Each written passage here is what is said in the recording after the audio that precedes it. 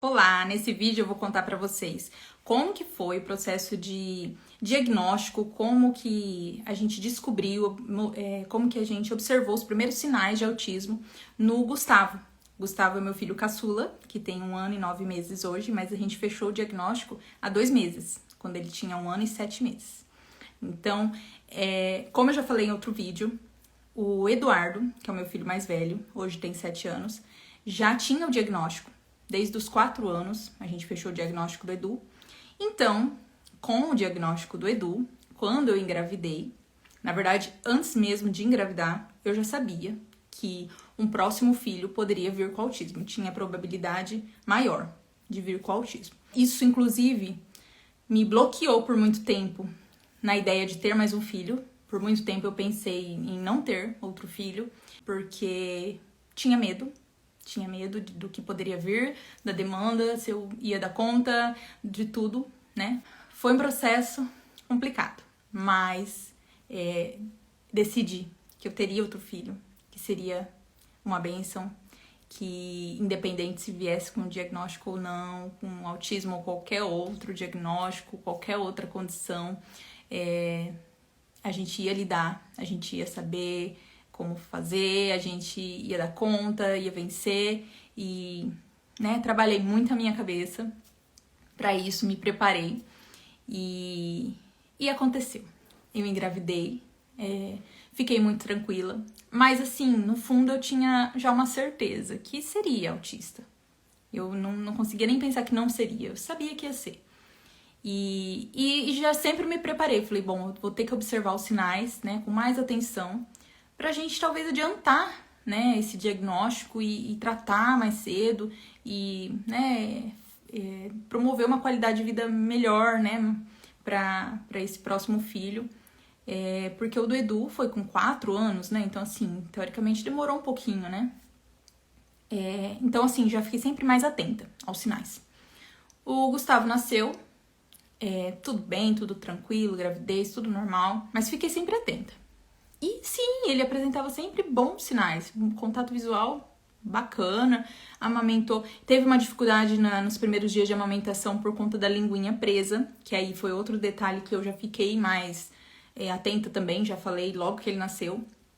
Porque o Edu, a gente surgiu um momento de dúvida se ele estava com a língua presa ou não, por que ninguém percebeu, se deveria ter feito aquele piquezinho na língua ou não, mas por fim das contas não era algo muito significativo, não era o que estava influenciando na fala do Edu. Mas aí com o Gustavo eu já fiquei mais atenta, porque eu falei, se for, a gente já tem que fazer agora para facilitar a questão da fala depois. Então assim, fui já adiantando tudo isso. E realmente ele teve que fazer a cirurgia na língua, com 7 dias de vida. Fizemos, facilitou a amamentação, mamou bastante, foi difícil até para tirar. Tirei no começo desse ano com 1 ano e 3, 1 ano e 4. E sim, não observei nada. Tudo correndo normalmente. Aí, quando chegou a fase dos 6 meses da introdução alimentar, surgiu um pequeno, assim, uma luzinha ali, porque ele tava com mais dificuldade de sentar sem apoio. Tava demorando um pouquinho mais. Então, a gente já tava querendo começar a introdução, mas ele não tava totalmente com aqueles sinais de prontidão. E aí, me gerou aquela dúvida. Eu falei, opa, isso daqui pode ser alguma coisa. Vamos observar. Depois, pronto, sentou, sem apoio, engatinhou, andou com 1 ano e 1 mês. E só que aí, na época do 1 aninho, a gente começou a lembrar muito que eu tenho vídeos, né, do Edu, que a gente ensinou na época do Edu. Faz 1 aninho, quantos aninhos você vai fazer? 1, e ele fazia, imitava. O Edu sempre imitou tudo muito rápido, muito, teve muito esse desenvolvimento, assim, muito, muito adequado. E o Gustavo não tava imitando. A gente ficou, tava difícil tirar 1 aninho dele. Parabéns, vamos bater, parabéns, parabéns.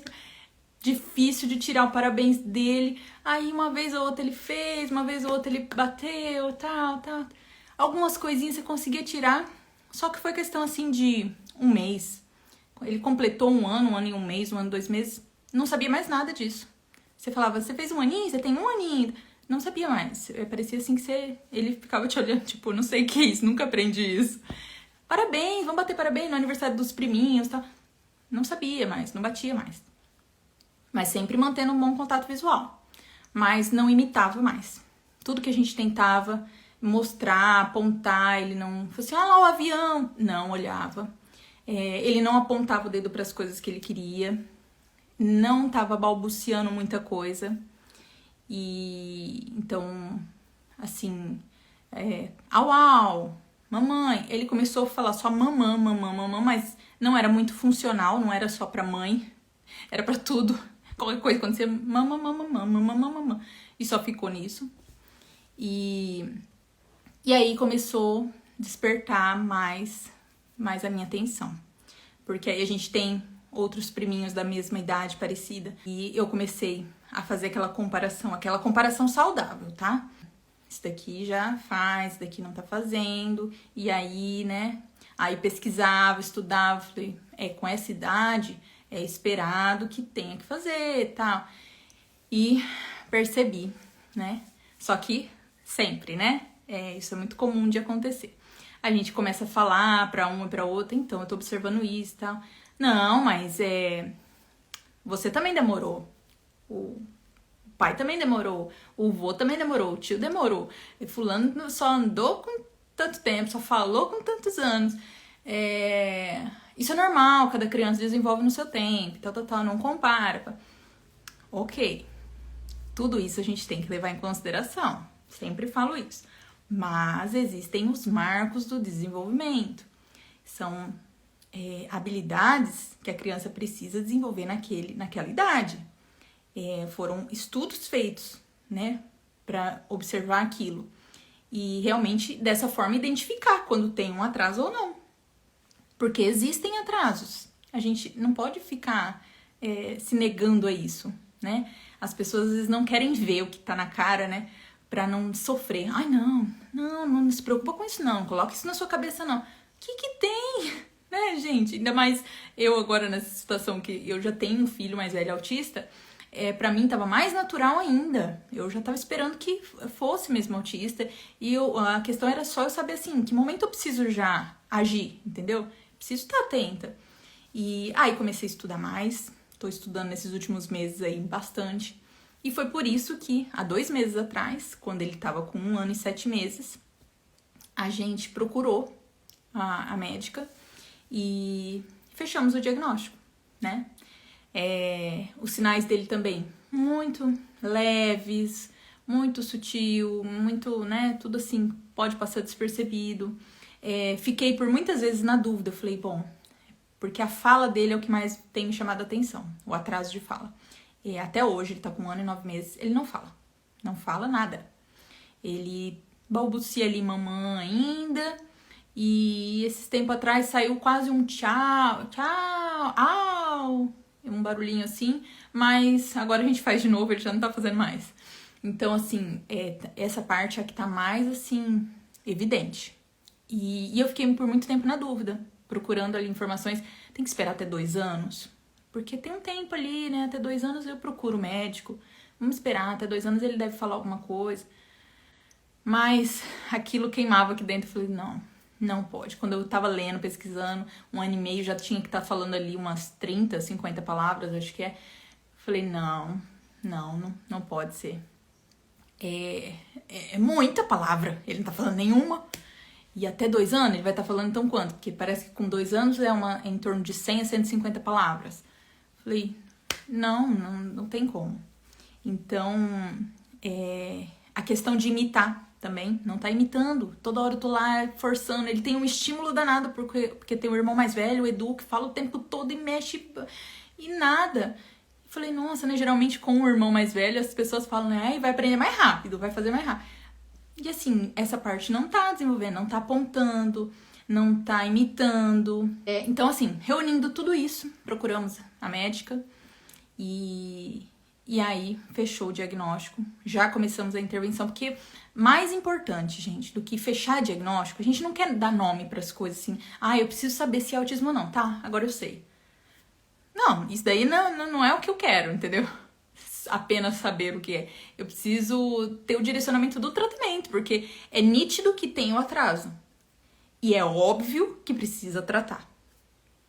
Eu só preciso saber agora exatamente qual o direcionamento desse tratamento. Se é realmente o autismo, é um tratamento ali, né, mais direcionado. Aí eu já fico atento a outras coisas. Então, assim, a gente precisa saber do que exatamente o que é, por conta disso. Pra qualificar o tratamento e ficar atento a outras coisas que podem aparecer, né? Basicamente por isso. Não é porque a gente quer nome das coisas, quer dar nome pra tudo. É porque precisa, né, dessa informação. Mas enfim, faz 2 meses que temos o diagnóstico do Gustavo também, assim como o Edu, ele está fazendo tratamento. O Edu a gente também atualizou, né, atualizou assim o tratamento dele, porque a gente mudou de médico, o Dr. Clay, que acompanhava o Edu, faleceu infelizmente, né, no início desse ano, e aí a gente ficou meio desamparado procurando outro profissional. Encontramos uma profissional excelente e agora os dois estão sendo acompanhados por ela. E aí o Edu a gente também reestruturou, aí adequou tudo para a idade, para as condições que ele está apresentando o tratamento. Então os dois hoje seguem fazendo o tratamento com psicóloga, terapeuta ocupacional, psicopedagoga e fonoaudióloga. E eu em casa, estudando muito, tentando estimular ao máximo, tentando buscar toda aqui minhas habilidades, resgatar aqui meus estudos em fisioterapia, porque pra quem não sabe, eu sou formada em fisioterapia. Mas sinceramente, quando a gente vai praticar com nossos filhos, parece que a gente é totalmente leigo, não sabe de nada. Às vezes eu me pego estudando e falo, gente, eu estudei isso na faculdade. Como que eu não consigo encaixar isso aqui com os meus filhos?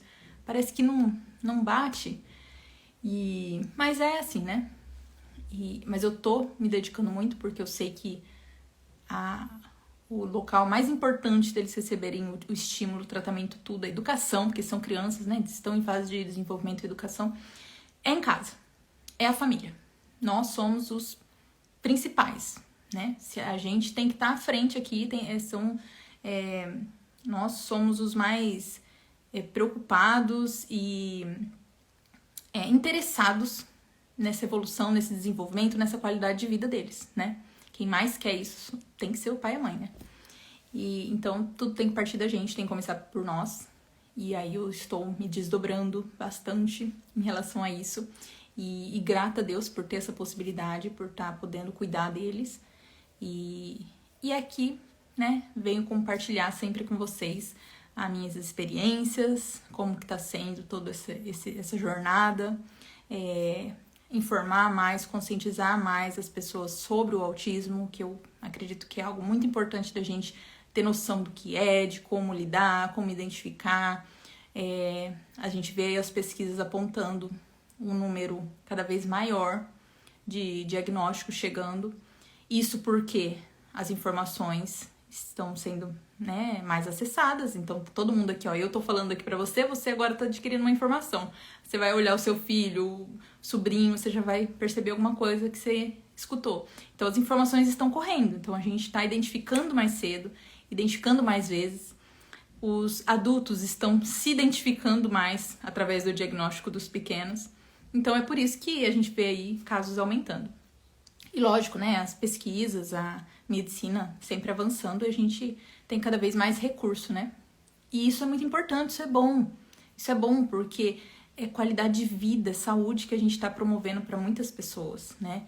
Porque, gente, um autista que não foi diagnosticado, não recebeu tratamento, sofre de muitas formas no decorrer da vida. Principalmente quando as demandas vão aumentando na adolescência, na vida adulta. São muitas consequências. Então, é muito importante. A gente não pode achar que é um exagero, que é moda, nem nada. É muito importante. Bom, espero que você tenha gostado desse vídeo. Acompanhe os outros vídeos que eu tenho aqui.